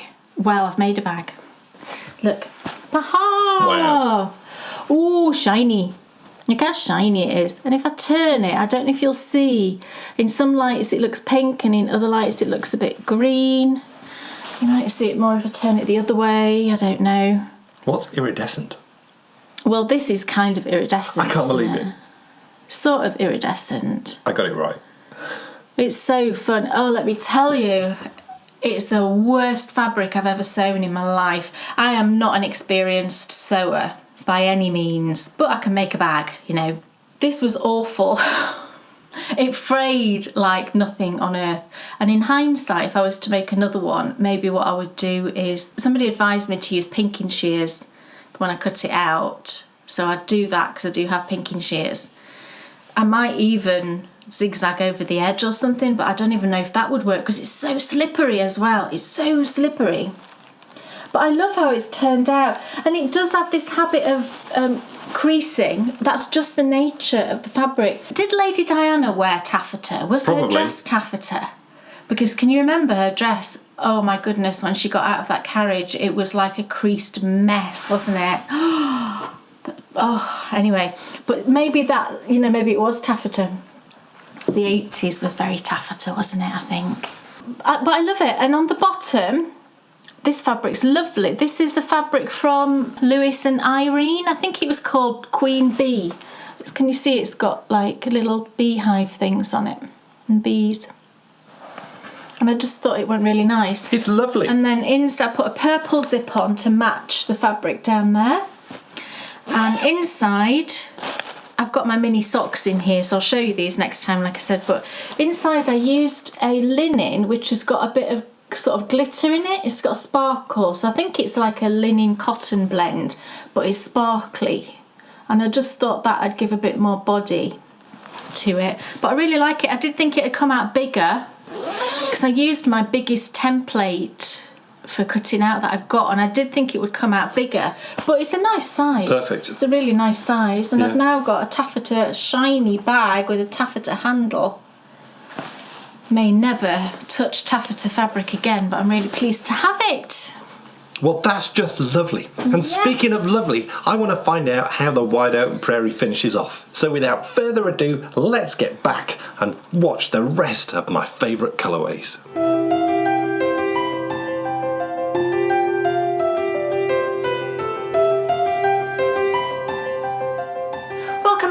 Everyone, to part 2 of my favourite colourways and our lovely dyeing up of the Wide Open Prairies colourway. So it's now had a lovely time just chilling outside. Not so chilling actually, it's quite warm today, but we're going to bring it in and we're going to give it a rinse. So let's get on. Okay, so our lovely yarn is cooled now, and I'm going to give it a rinse. Now, because this is all the same colourway, even though it's different bases, I'm just going to put it all in the bowl at the same time. You know, there's no risk there because it's all the same colourway. So I've got the mohair.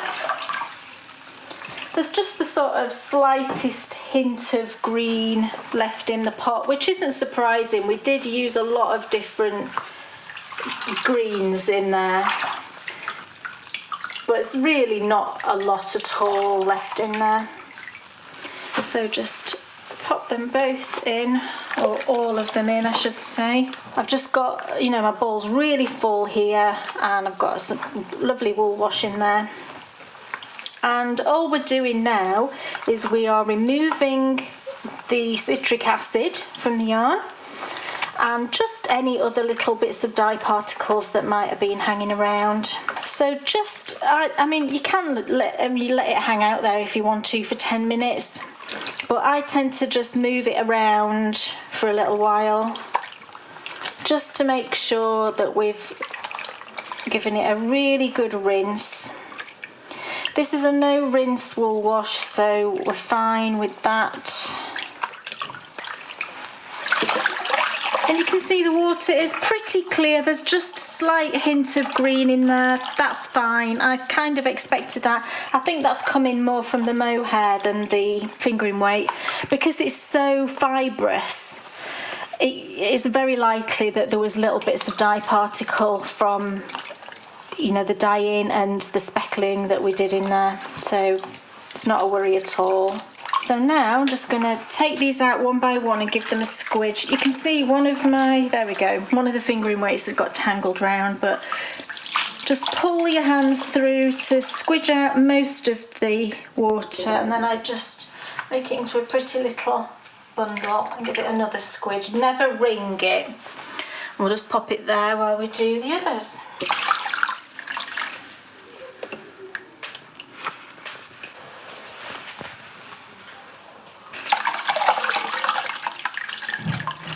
I actually love how the mohair has come out. I really love it. It's beautiful. So now we just need to get it dried. Now it's quite a breezy day today and it is going to be warm.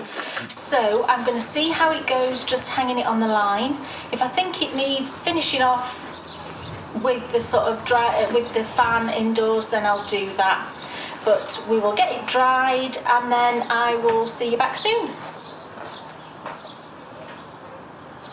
So, look at the gorgeous yarn.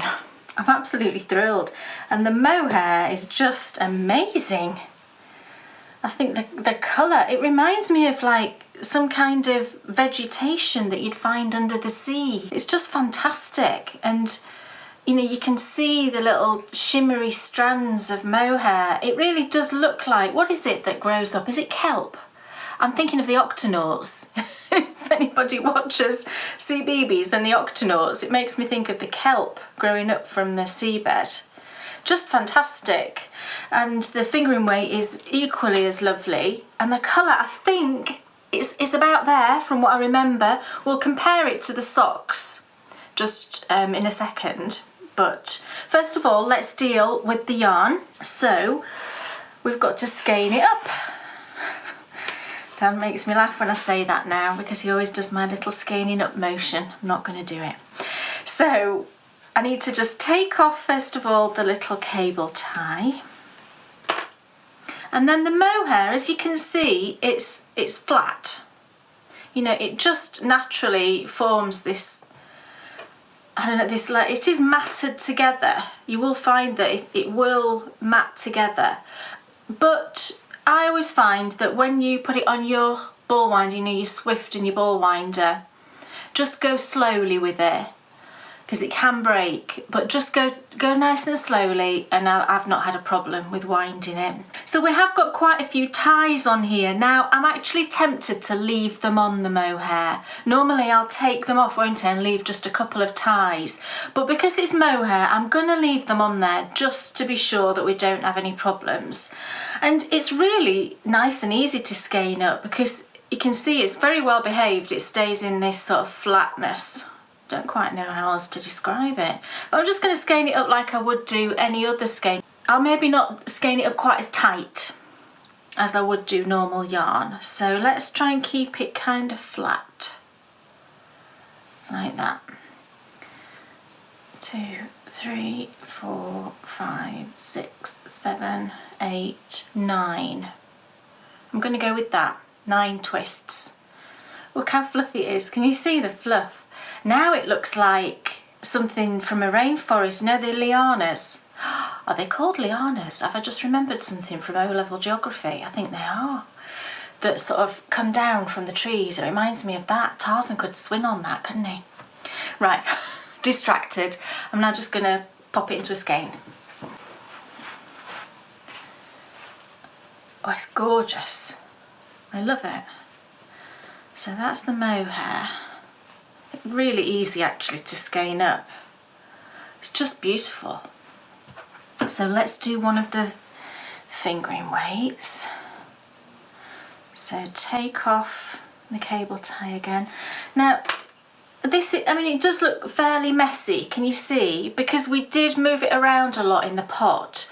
So what I do when it is really messy like this, if you just find one of the ties, then you'll find that because it's like in a figure of 8 when you tie it up, it goes in a figure of 8 through the yarn, you can sort of flatten it out, if you like, if you know what I mean, like that. If you just, I just sort of jiggle it a bit like that over where the tie is, and it does sort of flatten out. Can you see how that's now nice and even and flat? And then once you've got one area like that, just pop your hand in and then just give it a little wiggle like that. And then you can work your way around the skein. And when you get to the next tie, you can do the same thing. Just sort of figure out where that S shape is going. I mean, we're going to take off some of these ties, but it's better to tidy it up with the ties on, I find. And can you see now how lovely and even that is? If I just hold it up, can you see the difference now? It's lovely, and that didn't take a minute, did it? So now we need to find the tie that's actually holding the skein together, and that'll be the one that's got 4 strands coming off it. I think it's this one. It's sort of tucked underneath. Let's turn it the other way. There we go. Yes, it's that one. Can you see there's 4 strands coming off that? So that's where the yarn is being held together.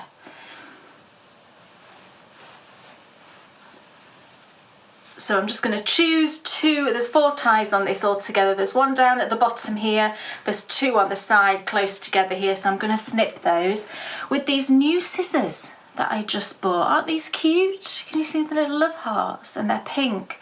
They're by Kelmscott Designs. I got them from Wool Warehouse. They're called Little Love Scissors.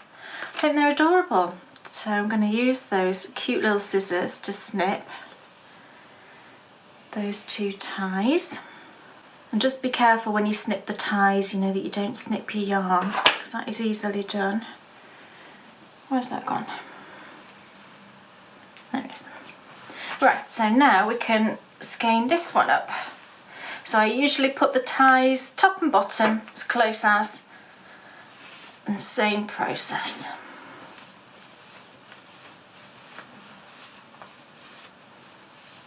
Seven twists on that one. There we go. So I will skein up the other 2 and then we'll take a closer look.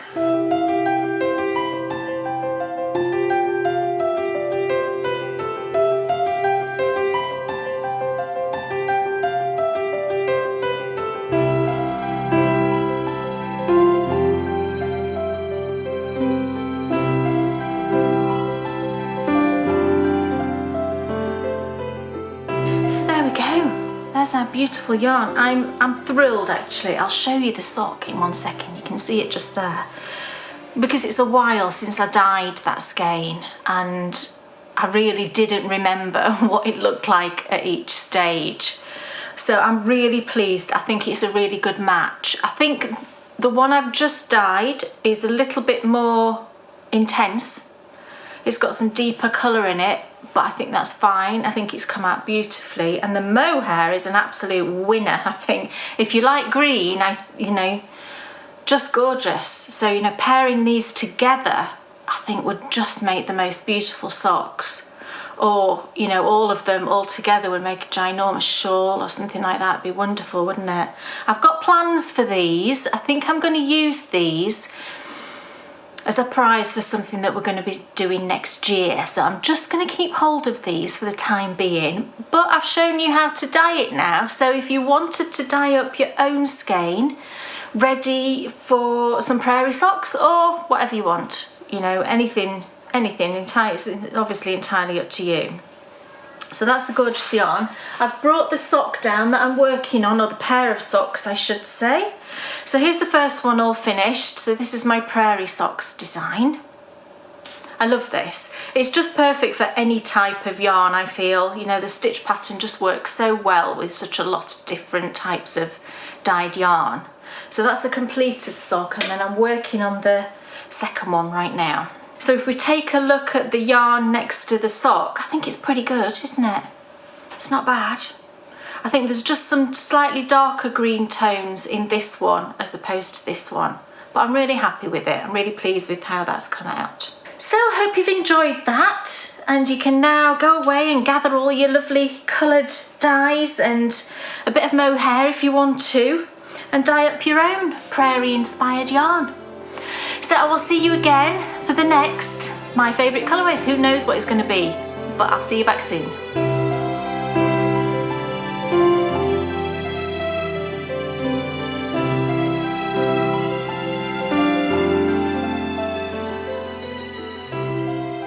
Oh my goodness, that is without doubt my favourite episode ever. Really? Most definitely. Gosh. It's the most intense dye job It I was. filmed. I was kind of exhausted, I'll be honest, at the end of it. And you can't beat a bit of mohair, can you? Oh my goodness, you've got to try dyeing on mohair. It is really fun. Yeah. But here's the lovely green look on the fingering weight. And here's the mohair. Let me hold one of each, and then in fact I'll hold both mohairs. Oh, it's so nice. Look, how beautiful is that? If you like green, I think you'd absolutely love this. But if I hold one of each next to each other, you can hopefully see the difference in how they've dyed up. You just can see the colours more, like the gold there. No, it's over here. The gold down here. You can see, whereas it more blends in on this one. It also reminds me, if I curl it up like that, it also reminds me of kind of sprouts. Yeah. Don't you think it looks like a bowl of sprouts? So quite Christmassy, I think, too. Yeah. It's gorgeous. Yeah, and I think I'm going to make a pair of socks. I'm going to hold them together and make a fluffy pair of socks for Bryony, maybe for Christmas. I think she'll really like that. I think that'll be sort of fun. But the other set I will keep for something special as a prize. Great. Yep. Kay will be back next month with another My Favourite Colourways. And that means next time we're going to be returning to the Yorkshire Dales for another wonderful walk. It's going to be tricky to beat that last one because that was just gorgeous. But I've pulled out all the stops and we're heading to the place where the real James Herriot went for his honeymoon. All right. Yes, Alf White. Alf and his White. wife. Yeah. It's a gorgeous part of the Dales which I've driven through before, but I've never once stepped out of the car and gone for a walk. And there's gorgeous wildlife reserve areas and conservation areas and all sorts. So it's going to be amazing. That's to come next time. Brilliant. But right now, it's time for the Endy Bits. Endy Bits. Now then, the jelly roll cowl continues. It does indeed. Yeah, the jelly roll blanket knit along is still ongoing till the end of August, so lots of time to keep going on your jelly rolls. There's so many posts now in that thread on Ravelry, so if you would like to join in, there's still loads of time to get your blanket cast on. And actually it's a great time to start it because whilst it's hot, there's not a lot of fabric going on under your needles when you first start it, because it's made in those strips. you can absolutely knit happily away, I think, even in the warm weather at the beginning of it. So carry on posting in that thread on Ravelry if you would like a chance of winning one of the prizes.